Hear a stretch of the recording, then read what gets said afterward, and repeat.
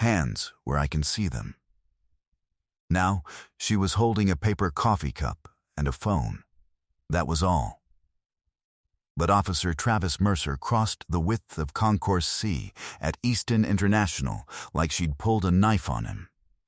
One hand already on his cuffs, the other pointed at her chest. I said, "Hands. You don't belong in this terminal. Step over here." Vivian Brooks set the coffee down on the edge of a trash bin, slowly, both hands open, palms out. Everything by the book, the way she'd done it 10,000 times in training and twice in her life when it was real. "Officer, I'm happy to cooperate. My identification is in my left jacket pocket. May I reach for it?" "You'll reach for nothing." He grabbed her wrist. "We got reports of a woman matching your description casing the gate areas. Real calm about it, too. People like you always are." She didn't flinch. She counted instead. No reasonable suspicion stated. No description that fit anything but her face. A seizure of her person without cause. That was 3, and he hadn't put the cuffs on yet. He put the cuffs on. He spun her against a steel pillar, cheek to the cold metal, and ratcheted the first cuff so tight the skin pulled white. The cup tipped off the bin and coffee, spread across the tile in a slow brown fan. A few feet away, a teenager lifted his phone and started narrating to a live audience. "Yo, they really out here. Watch this. Watch this." A man in a gray suit slowed, looked at her, looked at Mercer, and gave the officer a small approving nod, the kind that says, finally, somebody's doing something. An older woman with a roller bag put her head down and walked faster, eyes on the floor. Gone. Mercer leaned close to her ear. "You think anybody in this building is coming for you?" He had no idea, because the woman he'd just slammed against a pillar in front of a laughing crowd was Vivian Brooks, Deputy Director of the United States Secret Service. And 11 minutes from now, the men and women trained to take a bullet for the President of the United States were going to come around that corner. At a dead sprint, Officer Travis Mercer had 11 minutes left in the only life he had ever known. He just didn't know it yet. But this story doesn't start here. Rewind. Vivian Hayes Brooks was 54 years old and had given the United States government 29 years of her life. She started as a uniformed division officer standing post in the rain outside buildings most Americans never think about. She worked counterfeit cases in a basement office with a flickering light. She ran a protective detail, then a field office, then a division, and 4 years ago she raised her right hand and became the second highest-ranking official in the agency. She had stood 3 feet behind 2 presidents. She had planned the security for a state funeral watched by 1 billion people. She had never once raised her voice to do any of it. She'd flown into Easton that morning to walk a protective advance herself, a thing deputy directors don't usually do, but a thing she still did, because she believed you could not lead people through a door you were no longer willing to walk through. Her team was already on the ground. She'd told them she'd meet them at the vehicle in 20 minutes. She wanted to walk the concourse alone first, to see it the way a stranger sees it, to get a coffee like a person instead of a principal. That was the whole of her crime that morning. She bought a coffee and walked toward baggage claim. On a chain in her jacket pocket, the same pocket Mercer wouldn't let her reach, was a pocket watch. It didn't run anymore. The crystal was cracked, and the case was bent on one side, bent the day a younger officer in another city had thrown it against a wall in 1971, while her father stood handcuffed to a radiator for a robbery 3 states away that he could not possibly have committed. Walter Hayes spent 3 days in that room. He lost his job at the rail yard for not showing up to a shift he was being held against his will to miss. No one ever apologized. They handed him the watch on his way out, bent, like a receipt. He carried it every day for the rest of his life and never fixed it. Because he said the bend was the only part of the story anybody would believe. Vivian carried it now. She had carried it the day she was sworn in. She was carrying it against the steel pillar in Easton International while a teenager live-streamed her humiliation to 40,000 strangers. Officer Travis Mercer carried something too. He carried 2 Officer of the Year plaques and a face that had been on the airport authorities' recruitment billboards for 3 years running. He carried the captain's confidence and the union's protection and a reputation as a man who got results. And in a locked drawer in the Internal Affairs office, he carried 19 complaints. 19, every one of them closed, unfounded, no further action. The investigator who reviewed most of them was a man who fished with Mercer's captain every August. The system that built Travis Mercer had told him 19 separate times that what he did was fine. He believed it. Why wouldn't he? It had always been true. That was the man walking Vivian Brooks toward the airport police substation while her coffee cooled on the floor. Keep moving. Officer, I'd like to know the charge. Suspicious behavior.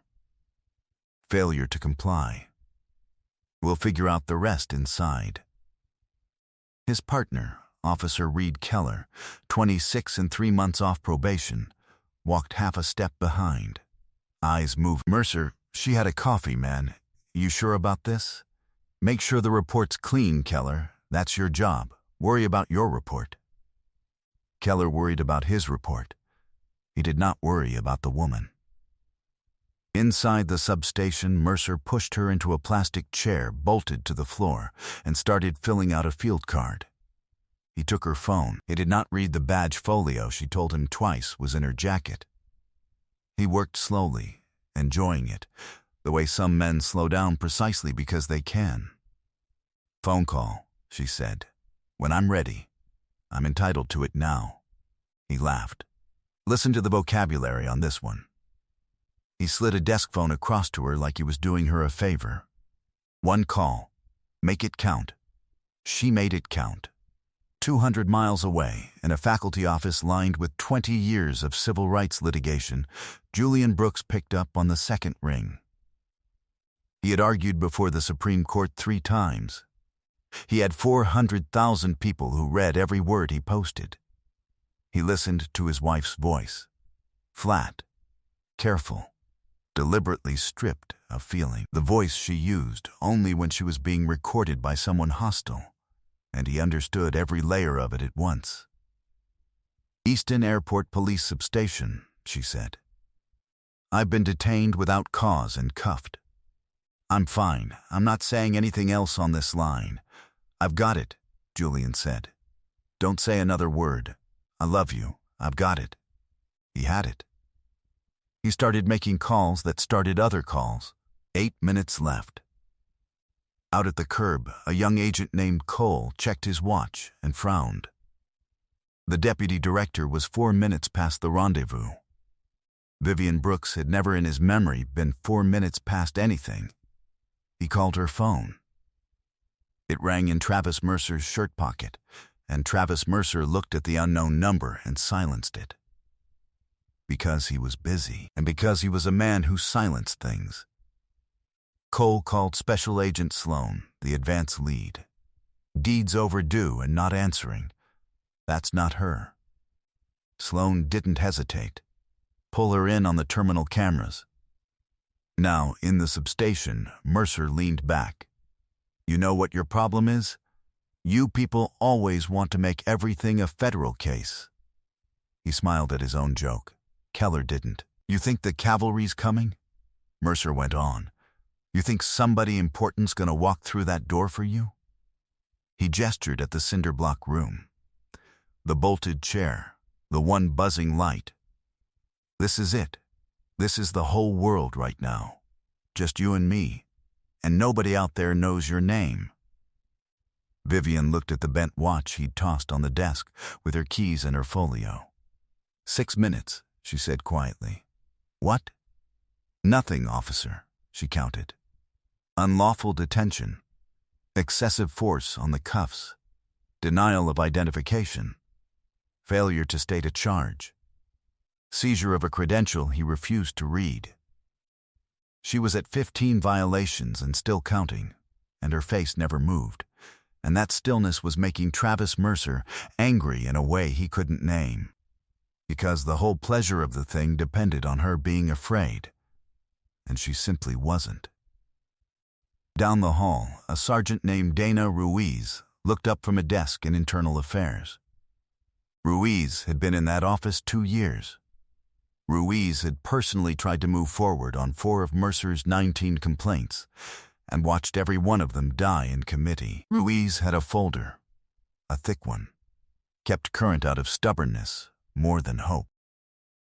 And right now Ruiz was watching the live feed from the substation lobby on a monitor, watching Mercer parade through another one, and thinking the same tired thought as always, not again. And nobody will ever do anything about it. When the radio on the desk lit up with a transmission that did not belong to any frequency the airport police used. Federal advance to Easton Ops. We have a missing protectee level principal in the terminal. We are moving. Ruiz sat up very straight. In the terminal, a camera operator found her. Concourse C. A woman in a charcoal blazer, cuffed, being walked into the police substation by an officer with 2 plaques on his record and 19 complaints in a locked drawer. Sloan stared at the frozen frame, at the face he had stood next to in the situation room, and the blood left his own face faster than it would soon leave Mercer's.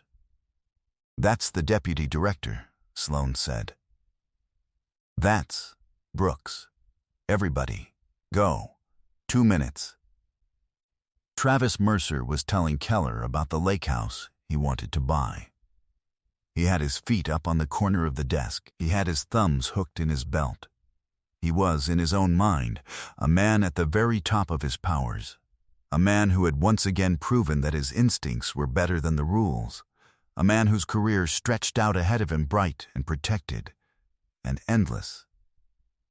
90 seconds. He heard it before he understood it. A sound like weather, like something heavy moving fast down a hard floor. Dress shoes, a lot of them, hitting tile at a full run. The kind of sound a building makes exactly once. The door didn't open. It came off its stop.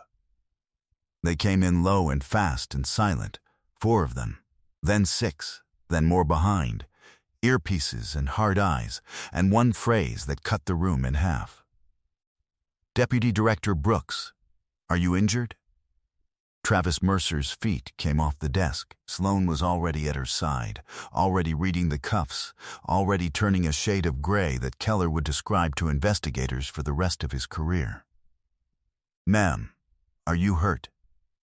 I'm fine, Agent Sloan. Her voice was the same as it had been the whole time.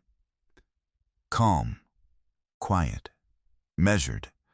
Officer Mercer was about to take a statement. The color drained from Travis Mercer's face. It happened in stages, the way it does. First the easy confidence, the what is this? Then the slow read of the room, the men who did not look at him because he was not worth looking at.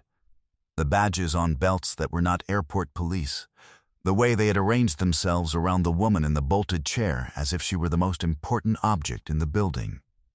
Because she was. Then the understanding arriving all at once, the way cold water arrives. His mouth opened. Nothing came out. Who? He tried again. The word cracked. Who are these people? Vivian Brooks stood up. She held her cuffed wrists out, and an agent unlocked them, and she rubbed the white line on her skin once.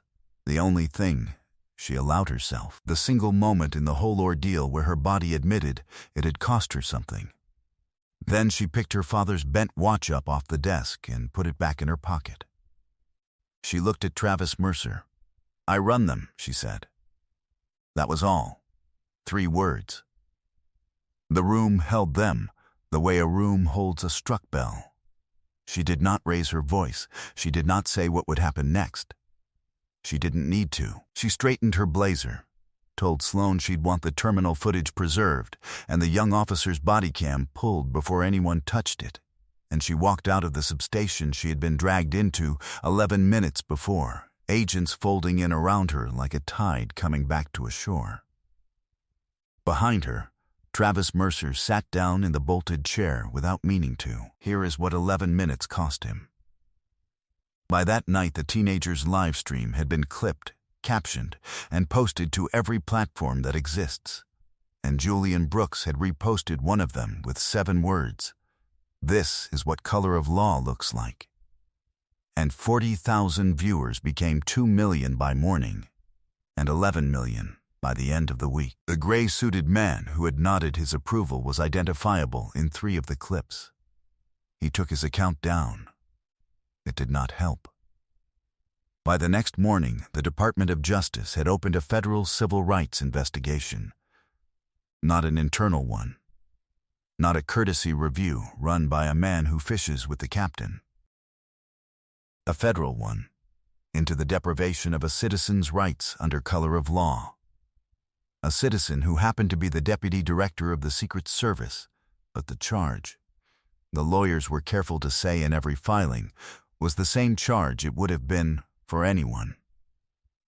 Sergeant Donna Ruiz walked into the U.S. Attorney's satellite office with a folder 2 years thick before anyone thought to ask for it. 19 complaints.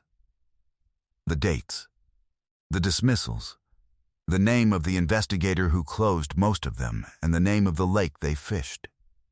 Ruiz had been waiting, the way some people in every broken institution are always quietly waiting.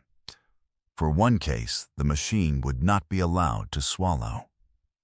This was the one. The captain who had buried 8 of those complaints personally resigned within the month. Pension frozen pending review. The internal affairs process Ruiz had been fighting was placed under independent federal oversight. The airport authority took Mercer's face off the billboards. There was nothing behind it but adhesive. Travis Mercer surrendered his badge and his weapon on a Tuesday. He was decertified, barred permanently from any law enforcement position in the state. He pled to the federal civil rights count rather than face the body cam, the terminal footage, the 11 million view clip, and the testimony of his own partner. He cleaned out his locker on a Sunday morning, with no one there to watch. No plaques came down off any wall to go with him, because the airport had already taken those down too. And then Vivian Brooks did the thing the audience has been waiting for, though it is not the thing they expect. She did not gloat. She gave one statement in a plain room, in the same flat, calm voice, and she made it about everyone but herself. "I want to be clear about something," she said. "I was treated this way for 11 minutes, and then men with federal credentials came running, and the entire system reversed itself in a single afternoon. Most people do not have men come running. Most people sit in that chair, and no one rewinds the tape, and no one preserves the footage, and the complaint goes in a drawer with 19 others. I am not standing here because what happened to me was rare. I am standing here because it is ordinary, and the only thing rare about my case is who I turned out to be." She let that sit. People have asked why I didn't say my name, why I didn't end it in the first 30 seconds with a title and a folio. I'll tell you why. Because the next woman that officer stops in that terminal will not be a deputy director. She'll be a teacher, or a nurse, or somebody's grandmother with a roller bag, and she will have nothing in her pocket but a phone and a coffee, and she should not have to be somebody to be treated like somebody. A badge is borrowed power. It belongs to the people it's pointed at. The day an officer uses it to make a citizen feel less than human, it's already been stolen, no matter whose hand it's in. She paused at the end, and for just a moment, she touched the outside of her jacket, where the watch was. My father spent 3 days in a room like that one, 50 years ago, for nothing. Nobody came running for him. I think about that every single day. I went into this work so that fewer people would have to wait the way he waited. I'm not done. There's a great deal left to watch. Here is where everyone ended up. Travis Mercer served his sentence at a federal facility and was released to a life with no badge, no pension, and no profession. A man the system had built and then, finally, declined to protect. He still owes restitution he will likely never finish paying. The captain retired in quiet disgrace. The Internal Affairs Office that buried 19 complaints now reports to an independent monitor, and the first thing the monitor did was reopen all 19. Sergeant Dana Ruiz was promoted to lieutenant and put in charge of the new oversight unit. The optimist's note in a hard story. The proof that a system can sometimes correct itself if one stubborn person keeps a folder current for 2 years against all evidence that it matters. Officer Reed Keller was not charged. He testified instead, fully, on the record, about everything he saw and everything he didn't do. He asked to be reassigned to the training division, where he now teaches new officers the part of the job that has nothing to do with reports. It is not redemption. He knows that. It is a man deciding, a little too late, who he is going to be for the rest of his career. The cost of his silence that day is a thing he carries now on purpose. The teenager who filmed it for clout took most of his other videos down and left that one up. He pinned a comment under it that he wrote himself about what it meant to him to find out the woman he'd laughed at was protecting the whole country while he narrated her humiliation for views. The grandmother with the roller bag, the one who hurried past, was never identified and never will be. But somewhere a person who walked faster that day saw 11 million other people refuse to. And small things change in private that no camera ever catches. Vivian Brooks went back to work the following Monday. There was an advance to walk. That night she sat on the back porch of her mother's house with Julian, the two of them not saying much. The way people sit when they've talked a thing all the way through, and there's nothing left but the quiet after. Her mother was asleep inside. The watch was on the table between them, bent, still not running, still telling the only true time it had ever told. "You could have ended it in 30 seconds, Julian said. Not an accusation. He already knew the answer. He just wanted to hear her say it on a porch instead of in front of cameras. "I know," she said. "You'd do it the exact same way again. Every time." He nodded and took her hand, the one with the faint white line still on the wrist. Inside, a clock that worked ticked through the dark. "Until it changes," Vivian said, looking out at the yard her father never lived to see her by. "Somebody has to be watching." If this story moved something in you, anger, recognition, or just the sting of knowing it happens, don't keep it to yourself. Send it to one person who needs to be reminded that dignity isn't something you should have to prove with a title. Stories like Vivian's don't travel on their own. We carry them, or no one does. So tell me, in the comments, in your own words, have you ever sat in a room or watched someone you love sit in a room and felt the whole weight of a system that wasn't built to believe you? What did it teach you? Say it here, where it counts, where somebody else who's been in that chair can read it and know they weren't the only one. Subscribe and stand with the people who refuse to look away, because every story we name out loud is one the drawer can't swallow. Somebody has to be watching. Let it be us.